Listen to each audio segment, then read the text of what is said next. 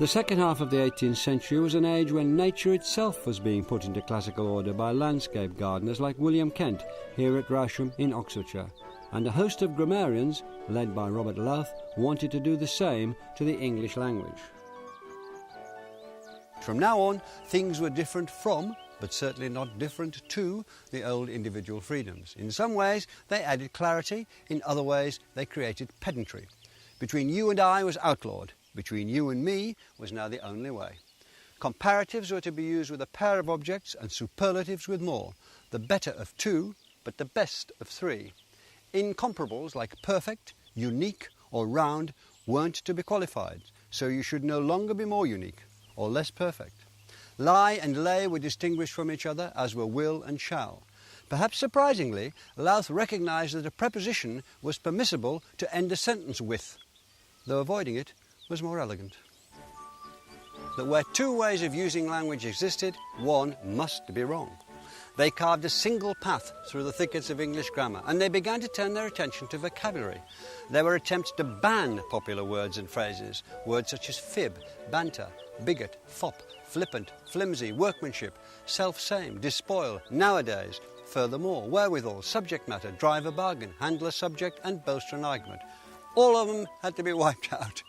Hating English words and phrases isn't as common as liking them, but the flying squads of opposition are always with us, and sometimes let it be welcomed.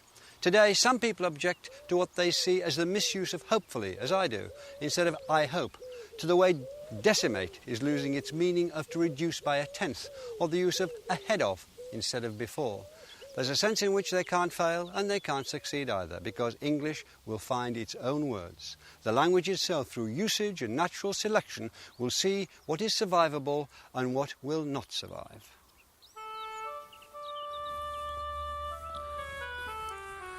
The 18th century was a paradise for the terrible twins, class and snobbery, and in they came, pat on cue. The new rules and regulations were immensely influential, not for the upper classes, who felt no need to change the way they used English, or for the lower classes, who had little incentive. But the growing middle class, or the growing number of people who wanted to be middle class, regarded knowledge of the rules as the key to joining polite society, a badge of entry to the club. One typical example was William Cobbett, who became famous as the author of Rural Rides. He was a lower middle class boy who took a copy of Louth's grammar and taught himself the rules. And he put his reasons bluntly.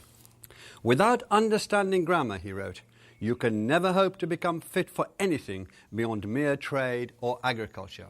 It's impossible for you to write correctly, and it is by mere accident that you speak correctly. And pray bear in mind that all well-informed persons judge of a man's mind until they have other means of judging by his writing or speaking. Writing or speaking.